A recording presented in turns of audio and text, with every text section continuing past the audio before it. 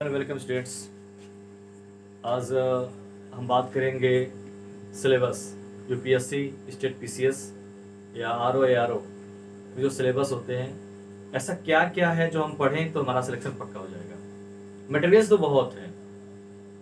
एक आईएएस ने अपने इंटरव्यू में कहा था कि इस यूनिवर्स में जो कुछ भी हो रहा है वो सब यूपीएससी के लिए बना है। यानी हर चीज़ पे नज़र होनी चाहिए, हमारी हेरिटेज, हम कहाँ से हैं, कैसे हैं, लेकिन अमूमन उसमें से सिलेक्ट करें हम कि क्या क्या हमको पढ़ना है। और अक्सर हमारे जैसे रूरल एरियाज जो होते हैं, जहाँ बच्चे बहुत टैलेंटेड होते हैं, बहुत मेधावी होते हैं, पर उन्हें ये बताया ही नहीं जाता कि पढ़ना क्या हो या क्या क्या हम पढ़ेंगे तो हम यूपीएससी या स्टेट पीसीएस को क्वालिफाई कर जाएंगे। मैं बताने जा रहा हूँ आपको कि पहले हमारा प्रीलिम्स होगा, फिर मेन होंगे और देन इंटरव्यूज होंगे। तो कहीं ना कहीं हमारी पहली जो फाइटिंग होगी वो प्रीलिम्स के लिए होगी, और प्रीलिम्स के लिए आपको तैयारी बहुत पहले शुरू कर देनी चाहिए। लेकिन क्या पढ़ेंगे, कितना पढ़ेंगे और कैसे पढ़ेंगे, ये बहुत इंपॉर्टेंट होगा। और आज मैं आपके सामने उस सिलेबस को रख रहा हूँ। अमूमन क्या होता है कि हम बहुत सारी किताबें पढ़ लेते हैं, जिसने भी किसी ने रेफरेंस कर दिया, नहीं मैं तो ये पढ़ा हूँ या उन्होंने ये पढ़ा था, ऐसे हो गया था, इससे मतलब नहीं है। आप जो बुक पढ़ रहे हो और कितना उसका कॉन्सेप्ट समझ में आ रहा है, उसकी जो थ्योरी है कितनी क्लियरिटी के साथ आ रही है, तो समझिए आपका सिलेक्शन पक्का हो जाएगा। बिल्कुल हो गया सिलेक्शन। लेकिन आप जैसे आपने प्लस 2 किया, बहुत पहले भी नहीं, लेकिन जैसे आप प्लस 2 कर लिए, प्लस 2 करने के बाद आपके पास 3 साल मिलता है ग्रेजुएशन के लिए। उस दौरान आपका टारगेट, आपका फोकस होना चाहिए, मुझे बस इस लेवल तक जाना है। और उसके लिए आपको, अगर हम प्रीलिम्स की बात करें तो हिस्ट्री ये बहुत इंपॉर्टेंट होती है, चाहे वो मॉडर्न हो, एंशियंट हो और या मिडिवल, तीनों हिस्ट्री पढ़नी है हमको। और कहीं ना कहीं एंशियंट हिस्ट्री से भी क्वेश्चन आते हैं, बहुत अच्छे अच्छे क्वेश्चन आ जाते हैं। लास्ट ईयर अगर हम बात करें तो एंशियंट हिस्ट्री से थोड़े कम क्वेश्चन आए थे, लेकिन अगर यूपी स्टेट पीसीएस की बात करें तो भी हम देखेंगे उसमें कि मिडिवल हिस्ट्री से ज्यादा क्वेश्चन टच किए गए। अच्छा, तीनों हिस्ट्री में क्या होगा कि अगर आपको पढ़ना है तो सबसे पहले आप कहाँ जाइए, एनसीईआरटी जाइए। जी बिल्कुल, सबसे पहले अगर बेसिक आप चाह रहे हैं तो अभी से लग जाइए, अभी से ही लग जाइए। और आप से प्राइमरी लेवल पे, जूनियर लेवल पे जो एनसीईआरटी की बुक चल रही हैं उनको बेस बनाइए। क्यों बेस बनाइए? क्योंकि उसमें जो शब्दों का प्रयोग किया गया है बिल्कुल ऐसे कहानी नुमा, जो आपको आनंद देगा। आप पढ़ेंगे तो आपको अंदर एक जिज्ञासा आएगी और वो बहुत हेल्पफुल रहती है। तो अगर आप अभी सोच रहे हैं कि मुझे एनसीईआरटी पढ़नी है तो शुरू कर दीजिए। और ये बहुत बड़ा एक रास्ता है जो आपको आईएएस तक ले जाएगा। शुरुआत वही है, पहली स्टेप वही आपको करनी ही पड़ेगी, वो उसका कोई शॉर्टकट तो है नहीं भाई उसका। अच्छा, हिस्ट्री में क्या पढ़ें? हिस्ट्री में ज्यादा इधर मत भागिए, बहुत सारी किताबें मार्केट में आपको, आप परीक्षा वाली ले लीजिए, स्पेक्ट्रम ले लीजिए, बीपी चंद्रा की पढ़ लीजिए। और ये देखिए, अगर आपको आधुनिक भारत पढ़ना है तो परीक्षा वाली ये बहुत अच्छी किताब है। इसमें आपको टोटल्स जितने भी आप अगर देखें परीक्षा में, पेपर्स में, अगर आधुनिक भारत आया है तो इस किताब से आया है, इसे आप पढ़ लीजिए। अच्छा, एंशियंट हिस्ट्री में अगर आप पढ़ना चाहते हैं तो एनसीईआरटी उठा लीजिए। वो बड़े ही डिटेल के साथ पूरे घटनाक्रम को ऐसे चित्रों के साथ प्रदर्शित किया गया है जो आपके लिए बहुत फायदेमंद है। और कहीं ना कहीं हिस्ट्री से हमारा हर साल लगभग हिस्ट्री से हमारे 20 से 22 क्वेश्चन टोटल मिला के, एंशियंट, मिडिवल और मॉडर्न तीनों मिला के 20 से 25 क्वेश्चन आते हैं। अच्छा, अब आती है हमारी जियोग्राफी। जियोग्राफी के लिए कहीं मत जाइए, एनसीईआरटी पहले पकड़िए, पहले एनसीईआरटी उठा लीजिए 6 से 12, वहां भी मत जाइए, आप 6 से 8 तक पकड़ लीजिए, उतना में आप कवर कर लेंगे एनसीईआरटी। और इसके अलावा अगर कोई साइड बुक पढ़ना चाहते हैं तो आप दृष्टि प्रकाशन की आती है बुक्स, वो पढ़ लीजिए, वो बहुत हेल्पफुल होगी आपके लिए। और इससे भी अमूमन 15 से 18 क्वेश्चन, 15 से 18 क्वेश्चन आ जाते हैं। अब आती है बात पॉलिटी की। पॉलिटी के लिए वन एंड ओनली लक्ष्मीकांत, बहुत अच्छी किताब है। मैं आपको दिखा रहा हूं वो किताब, ये देखिए, भारतीय राज्य व्यवस्था, और बिल्कुल ये एम लक्ष्मीकांत का है और ये बहुत अच्छी किताब है।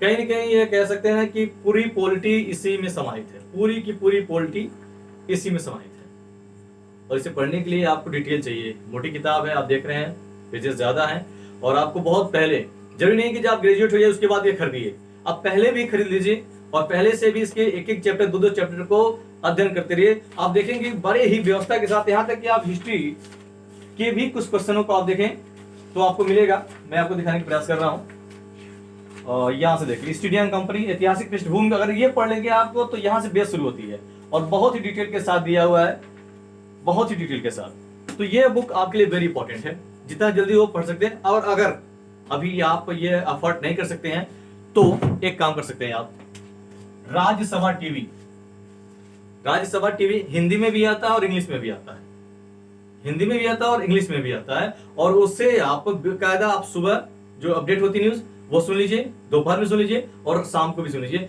टोटल आपका पॉलिटिक कंपाउंड हो जाए, बिल्कुल कंप्लीट हो जाएगा, जो तत्काल घटना है यहां तक कि नहीं। और जब आप राज्यसभा टीवी सुनेंगे ना तो आप कॉपी और कलम लेके बैठे, क्योंकि वो जनरल नॉलेज जीएस के भी क्वेश्चन में आ जाते हैं। अब आती है बात साइंस की और इकोनॉमिक्स। अच्छा, पॉलिटी बहुत इंपॉर्टेंट है भाई साहब, 20 से 22 क्वेश्चन मान के लिए, 20 से 22 क्वेश्चन किसी भी एग्जाम में, सिविल सर्विस में ये बहुत इंपॉर्टेंट, चाहे वो आरओ एआरओ का ही क्यों ना हो, उसमें पॉलिटी बहुत इंपॉर्टेंट होती है। और जो वो बच्चे जो एसएससी सीट देना चाहते हैं उनके लिए तो अगर ये पढ़ के जाओ तो आप 100 में 100 करके आओगे, इतने इजी कॉन्सेप्ट मिल जाएंगे आपको। अगर बात करें हम साइंस की, तो साइंस में आपको सबसे ज्यादा इंपॉर्टेंट बॉटनी, जूलॉजी, ये दोनों बहुत इंपॉर्टेंट होते हैं, ये दोनों बहुत इंपॉर्टेंट है। साथ में आप फिजिक्स केमिस्ट्री, आजकल के अमूमन जो हम प्लस 1 प्लस 2 में परिचय करते हैं तो उनकी फिजिक्स केमिस्ट्री स्ट्रांग होती ही है। लेकिन अगर आप सॉरी अगर आप ह्यूमैनिटीज से हैं, अगर आपने आर्ट्स सब्जेक्ट चुने हैं तो उसके लिए आपको एनसीईआरटी पढ़नी ही पड़ेगी। हिंदी में भी आती है, बहुत डिटेल से आती है, और हिंदी की एनसीईआरटी आप इसके लिए बिल्कुल पहली प्राथमिकता और आखिरी प्राथमिकता भी इसी को दी जा रही है। साइंस और इकोनॉमिक्स, इन दोनों की एनसीईआरटी आप पढ़ सकते हैं। और ये देखें, आप भूगोल की भी एनसीईआरटी आती है, भूगोल की एनसीईआरटी, साथ में पॉलिटी की भी एनसीईआरटी आती है, ये भी आप पढ़ सकते हैं। बहुत पतली किताब है लेकिन कॉन्सेप्ट बहुत क्लियर है, तो इससे भी आप पढ़ सकते हैं, ये बहुत हेल्पफुल होती है। और अगर आप ज्योग्राफी पढ़ रहे हैं तो ज्योग्राफी में दृष्टि प्रकाशन पढ़िए और साथ में लीजिए ऑक्सफोर्ड का एटलस, क्योंकि 2 या 3 क्वेश्चन आते हैं कि इस देश की सीमा किन देशों से मिलती है, या ये रेखा समांतर रेखा हम देखते हैं, देशांतर रेखा है, भूमध्य रेखा है, तो ये रेखाएं किन देशों से होकर गुजरती हैं, या ऐसे ऐसे क्षेत्र जो यहाँ जाते हैं वो कहाँ पड़ते हैं, ये सारी चीजें डिटेल में होती हैं। तो अगर आप सच में रियल मायने में यूपीएससी सीरियस है लेकर, आप सीरियस हो पीसीएस को, स्टेट पीसीएस को लेकर, तो आपको ये एफर्ट करना पड़ेगा। इसमें मानचित्र बहुत डिटेल से हैं, और बड़े भी मानचित्र हैं जो बाद में दिए जाते हैं, जिनको आप अपने जहाँ जिस रूम में पढ़ रहे हैं, मुखर्जी नगर में रह रहे हैं अगर, तो आप अपनी दीवार के सामने ये पेस्ट कर सकते हैं। और मेरे यहाँ मुखर्जी नगर जितने भी लोग हैं सबके पास एटलस उपलब्ध है, नोटबुक बनाते हैं। और ये पता क्या होता है, जब आप सोने जाइए तो भी आप ऐसे इसको ले लीजिए और एक देश को एक बार पकड़िए कि एक देश, इसके बाद में कितने इसके पड़ोसी देश हैं और इसकी कल्चर क्या है वो देखिए। आगे बात करते हैं। अच्छा, इन चीजों से मान लीजिए, इन चीजों के मान के हम साइंस की बात करें तो साइंस और ये मिलाकर आजकल साइंस से काफी क्वेश्चन पूछे जा रहे हैं। आजकल जो नया ट्रेंड आया है उसमें साइंस ज्यादा आ रहा है। इकोनॉमिक्स में भी क्वेश्चन बहुत अच्छे आ रहे हैं, और इसके अलावा इकोलॉजी से उससे भी क्वेश्चन आ रहे हैं। तो अगर मैं तैयारी सीरियस कर रहा हूं तो सोचे 20 यहाँ आ रहा है, 15 यहाँ आ रही है, 20 यहाँ आ रही है, 20 यहाँ आ रही है, 20 यहाँ आ रही है, तो अगर मैं केवल इन्हीं पे फोकस करता हूं, अगर मैं इतने ही फोकस करता हूं, बाकी चीजों को छोड़ सकता हूं मैं, जैसे सेंसस है, पॉपुलेशन है, नगरीकरण है, इन सब्जेक्ट को हम छोड़ सकते हैं अगर हमारा केवल फोकस यही है, यहीं पे फोकस करते हैं। जो कहावत है ना कि 10 किताब 10 बार पढ़ने से अच्छा कि किताब ही को 10 बार पढ़ा जाए, तो इन्हीं को केवल पढ़ा जाए जहां से हम क्वालिफाई कट ऑफ में हम अपने आप को शामिल कर लें। और इसके अलावा ये चीज देखेंगे आप, जीएस और जीके, ये बहुत इंपॉर्टेंट है। ये ही समझिए इन सब के लिए फर्टिलाइजर, वो खाद का काम करता है, सपोर्ट कर देता है।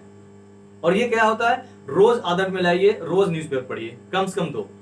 अगर आप इंग्लिश से हैं तो times of India, the Hindu very important, the Hindu पढ़िए। उसका कॉन्सेप्ट थोड़ा सा टफ रहेगा लेकिन बाद में इजी हो जाएगा आपको, तो द हिंदू या टाइम्स ऑफ इंडिया। और अगर आप हिंदी मीडियम से हैं तो आप दैनिक जागरण पढ़ लीजिए और कोई एक अखबार और ले लीजिए, 2 न्यूज और पढ़िए। तो साथ में नोटबुक लेके पढ़िए कि अगर डेली न्यूज में क्या डेट आ जा रहे हैं, क्या करंट नॉलेज आ रहा है, उसको नोट कर दीजिए। क्यों, जब दोबारा उसको पढ़ेंगे आप तो पता चलेगा मैंने इससे पहले पढ़ा है, तो बहुत आसान हो जाएगा। तो कहीं ना कहीं जीएस और जीके, और जीएस के लिए घटना चक्र की किताब, इसकी प्रैक्टिस बुक भी आती है वो, और दृष्टि, और सबसे मैं बताऊंगा आपको, दृष्टि तो ठीक है पॉपुलर है, मैं बता रहा हूं ये किताब शायद आप लोग वाकिफ नहीं होंगे, लक्ष्य 2, लक्ष्य 3, लक्ष्य 4, बहुत अच्छी किताब है, यूनिक किताब है, प्रीलिम्स के लिए तो सबसे अच्छी किताब है। लक्ष्य 2, लक्ष्य 3, लक्ष्य 4, ये आप ऑनलाइन भी मंगा सकते हैं इसको, और ये बहुत अच्छी किताब है, डिटेल्स पढ़ेंगे और यार ये, और दृष्टि का भी देखें, दृष्टि की भी जो बुक्स आती हैं ऐसी आती है, बहुत ज्यादा मोटी नहीं होती हैं, ये आप एक एक महीने 2-2 महीने की आती हैं, आप लेके इसको पढ़ सकते हैं। तो ये किताबें बहुत पढ़नी होती है। और साथ में मैं आपको बताना चाहूंगा कि अगर यूपी पीसीएस स्टेट लेवल के कर रहे हैं तो आप घटना चेक लीजिए और इसकी प्रैक्टिस सेट पढ़िए। और प्रैक्टिस सेट में पता है सबसे बड़ी क्या चीज होती है, जो सबसे बड़ी चीज होती है, आप ध्यान से देखेंगे, ये देखें क्लियर आ रहा है कैमरे में, क्या ये आ रही है? तो इसमें क्या होता है कि क्वेश्चन दिया रहता है, जैसे वैदिक सभ्यता है, सत्यमेव जयते शब्द कहां से लिया गया, तो ऑप्शन तो डी है, लेकिन यहां जो बताया जा रहा है, ये जो डिटेल से बाद में उत्तर के बारे में रीजन बताए जाते हैं, ये पढ़िए, ये आपको बहुत फायदेमंद करती है।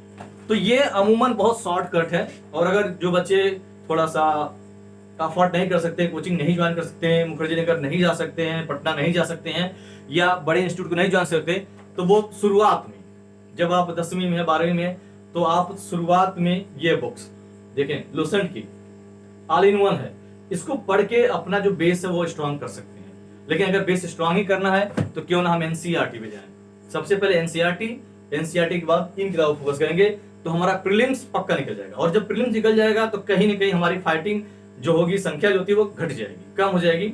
और कभी भी ये मत सोचिए कितने लोगों ने फॉर्म अप्लाई किया है, उसमें से बहुत लोग केवल ही फॉर्म डाल देते हैं, वो सीरियस नहीं होते हैं। आप सीरियस हैं तो you can do it. Best of luck, और इन किताबों को फोकस करिए और अपनी तैयारी अभी से शुरू कर दीजिए। Good luck.